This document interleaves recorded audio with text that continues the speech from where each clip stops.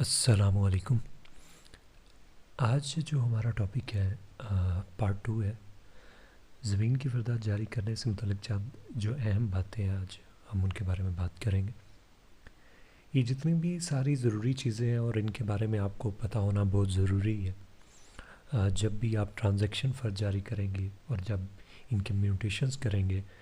تو ہمیں کچھ چیزوں کا آئیڈیا ہونا بہت ضروری ہے، وہ ہم ون بائی ون دیکھتے ہیں۔ سب سے پہلے تو جس چیز کی بھی آپ فرد یعنی کہ کسی بھی زمین کی ٹرانزیکشن فرض جاری کر رہے ہیں یا انتقال کر رہے ہیں تو مین اینڈ امپورٹنٹ جو ہمارا کنسیپٹ ہے تصور وہ آپ کا یہ ہونا چاہیے کہ جس بایا کی آپ زمین بیچنا چاہ رہے ہیں، جس کا انتقال کرنا چاہ رہے ہیں، اس کا ریکارڈ خصوصی طور پہ آپ نے دیکھنا ہے کہ اس کا ریکارڈ جو ہے وہ کلیئر ہونا چاہیے، اس کے اندر کسی قسم کی پرابلم نہیں ہونی چاہیے۔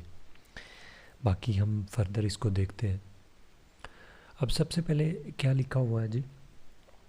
کمپیوٹر ریکارڈ سینٹر یعنی کہ دیہی مرکز مال یا پٹواری کے پاس زمین فروخت کرنے والے کا ریکارڈ جس میں نام، ولدیت، قوم اور رقبہ درست ہے، یہ ہم نے دیکھنا ہوتا ہے۔ یہ ساری چیزیں درست ہیں۔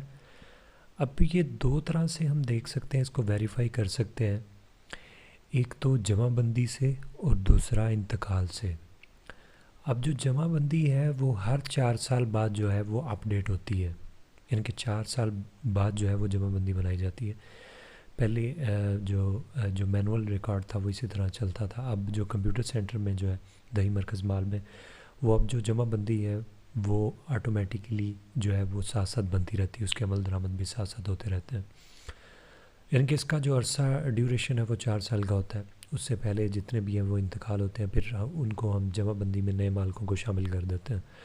تو ہم نے دونوں طرف سے ویریفائی کرنا ہوتا ہے آیا کہ جو بایا ہے، جو زمین بیچ رہا ہے، وہ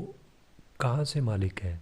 انتقال نمبر کے حوالہ سے ہے، روح سے ہے، یا جمع بندی کی روح سے ہے، یہ ہم نے ویریفائی کرنا ہوتا ہے، جو کہ بہت ضروری ہے۔ اگر وہ بندہ ویلڈ ہے اور آپ کو اس کا رقبہ مل گیا تو آپ نے پھر مخصوص اس کے بارے میں دیکھ لینا ہے، اس کا کھیوٹ کون سا ہے، اس کا خسرہ قلعہ نمبر کون سا ہے، ٹھیک ہے، اور اس کا جو زمین کس قسم کی ہے، جیسے ریزیڈینشیل بھی ہو سکتی ہے، of road, on road, agriculture, یہ ساری چیزیں آپ نے دیکھ لینی ہوتی ہیں، کیونکہ پھر اس حساب سے آپ کا جو شیڈول ریٹ ہے، ڈی سی ریٹ، وہ لگنا ہوتا ہے زمین کے حساب سے، ٹھیک ہے، وہ آپ کو پراپر پرووائڈ کیا ہوگا۔ آپ کے جتنے بھی موضے اور جو آپ کا ایریا ہے، موضوعات، اس حساب سے جو ہے آپ کا ویلیویشن ریٹ جو ہے وہ آپ کو پرووائڈ کیا جاتا ہے۔ یہ ہم انٹرنیٹ کے تھرو بھی اسٹامپ سے آپ اس کو ویریفائی کر سکتے ہیں۔ اب یہ ساری چیزیں بہت ضروری ہوتی ہیں جو ہم نے دیکھنی ہوتی ہیں کہ جس بندے کا آپ انتقال یا فرض جاری کر رہے ہیں، اس کا جو آئی ڈی کارڈ میں نام ہے، یعنی کہ جو اوریجنلی اس کی ولدیت، قوم اور رقبہ، اس کا جو بھی ہے ریکارڈ کے حساب سے، وہ آپ نے ویریفائی کرنا ہوتا ہے، کیونکہ کسی بھی عدالت کے کیس میں سب سے پہلے یہی چیک کیا جاتا ہے، یہ چیزیں بہت ضروری ہوتی ہیں۔ اس کے بعد دوسرے نمبر پہ زمین پر سٹے، حکم امتناعی بایا کی زمین پر، یعنی کہ کوئی سٹے وغیرہ تو نہیں لگا ہوا، اسے حکم امتناعی بھی کہتے ہیں اردو میں، یعنی کہ عدالت کی طرف سے کوئی سٹے تو نہیں درج ہوا ہوا۔ زمین پر نقل برائے ضمانت دینے کی مد میں، یعنی کہ اگر ضمانت دینے کے مد میں عدالت نے رقبہ وہ کرکی جسے بولتے ہیں کرک کرنا،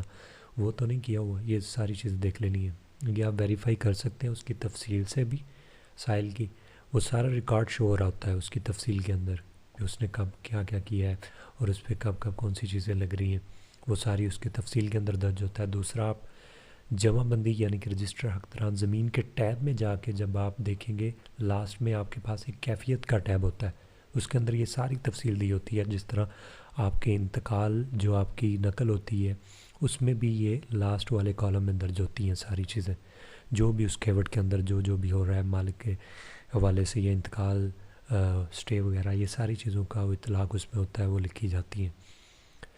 اب نمبر 3 ہم دیکھتے ہیں جی، یہ بھی موسٹ امپورٹنٹ ہے، آپ نے دیکھنا ہوتا ہے، کیونکہ سٹے کی صورت میں بھی اس کا رقبہ بلاک ہوگا، اور دوسری کون سی چیز ہے، بایا نے کسی بینک سے قرضہ تو نہیں حاصل کیا ہوا ہے، جیسے رہن تو نہیں ہوا اس کا کوئی انتقال، اگر یہ ہوا ہوگا تو جب تک کلیئر نہیں ہوگا تب تک انتقال اور یہ فرد بھی نہیں آپ جاری کر سکتے، تب بھی اس کا رقبہ وہ بلاک ہی شو کرے گا۔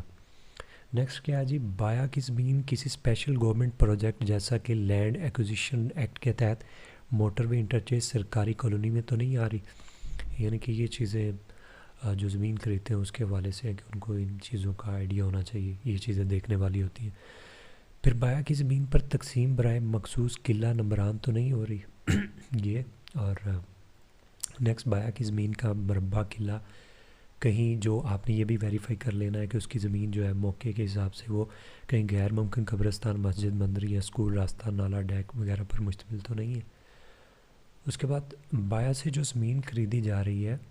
اسی مربع قلعہ نمبران پر قبضہ مل رہا ہے, یہ بھی ویریفائی کر لینا ہے. جو لینے والا ہے اس سے دیکھنا چاہیے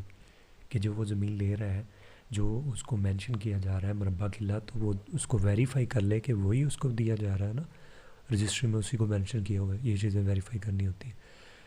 پھر ٹرانزیکشن فرد کو آپ نے جو ہے نا وہ بڑی احتیاط سے جاری کرنا ہوتا ہے. اس کی وہی جو میں آپ کو پہلے ہی بتا چکا ہوں کہ آپ نے اچھے سے جو ہے نا وہ مالک کی تفصیل چیک کر لینی ہے کہ اس پہ کوئی قسم کی ایلیگیشن نہ لگی ہو, رقبہ بلاگ وغیرہ نہ ہو. یا آپ شخص کی تلاش سے جا کے اس میں منتخب کر کے اس کی تفصیل چیک کر سکتے ہیں. اور دوسرا, رجسٹر حقداران جو جمع بندی آپ کے پاس ٹیب ہوتا ہے اس میں سے سارا چیک کر سکتے ہیں آپ. پھر ہی آپ نے فرد جاری کرنی ہے. اگر تو کوئی مسئلہ نہیں ہے, اگر کوئی مسئلہ ہے تو آپ نے پھر فرد جاری نہیں کرنی. مسئلے کس قسم کے ہو سکتے ہیں وہ میں آپ کے ساتھ ڈسکس کر چکا ہوں.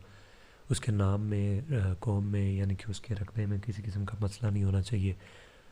جو اس کے مخصوص حصے ہیں, جو حصے نکلے ہوتے ہیں, منتقلہ حصہ اور جو ٹوٹل حصہ, وہ ان میں مسئلہ نہیں ہونا چاہیے. تو اگر اس میں مسئلہ ہوگا, کمپیوٹر ویسے زیادہ تر اب ایسی چیزیں ویریفیکیشن ہو جاتی ہے کہ وہ خود ہی روک دیتا ہے. بلاک کی صورت میں بھی خود ہی روک دیتا ہے, اور اگر رقبے کے اندر بھی کچھ حصوں کا مسئلہ ہو تو وہ پھر بھی آپ کو روک دیتا ہے. پہلے فرد بدر جاری کریں تو پھر ہی آپ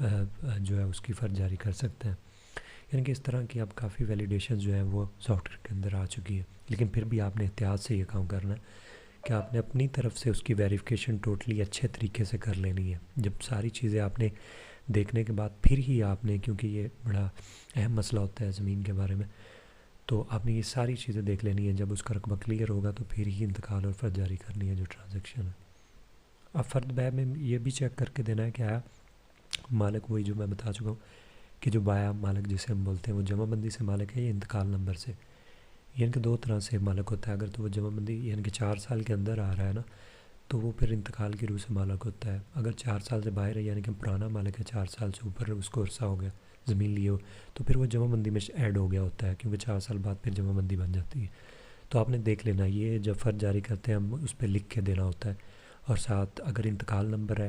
انتقال کی روح سے مالک ہے, اس کا انتقال نمبر فرنٹ پیج پہ اوپر لکھ دیں. اور ساتھ اس کا فیصلہ جو تاریخ ہے, یعنی کہ کس تاریخ کو اس کا جو فیصلہ منظور ہوا ہے جو انتقال, وہ پھر یہ اس لیے ضروری ہوتا ہے کہ ہم نے دیکھنا ہوتا ہے کہ اس کو گین ٹیکس آیا کہ لاگو ہوگا یا نہیں. کیونکہ جو 4 سال کے اندر مالک آئے گا اس کو گین ٹیکس لگے گا, اور جو پرانا مالک ہوگا اس کو گین ٹیکس لاگو نہیں ہوگا. اب یہ بعد میں ہم دیکھیں گے ٹیکسز کے بارے میں کون کون سے ہوتے ہیں جب انتقال کے اوپر بات کریں گے. تو یہ جو ہم نے یہ لکھنا ہوتا ہے, ٹھیک ہے, کہ رقبہ بایا 4 سال کے اندر بیچ رہا ہے یا باہر, ایسے یہ دیکھنا ہوتا ہے, وہی جو میں آپ کو بتا چکا ہوں. اگر تو مالک فائلر نہیں ہوتا تو پھر وہ جو گرین ٹیکس ہوتا ہے اس کو 2% پورا لگتا ہے. اگر فائلر ہوتا ہے تو پھر وہ اس کو 1% لگتا ہے پوری اس کی مالیت کا, جو زمین ویلیویشن شیڈول ریٹ ہوتا ہے ڈی سی. نیکسٹ,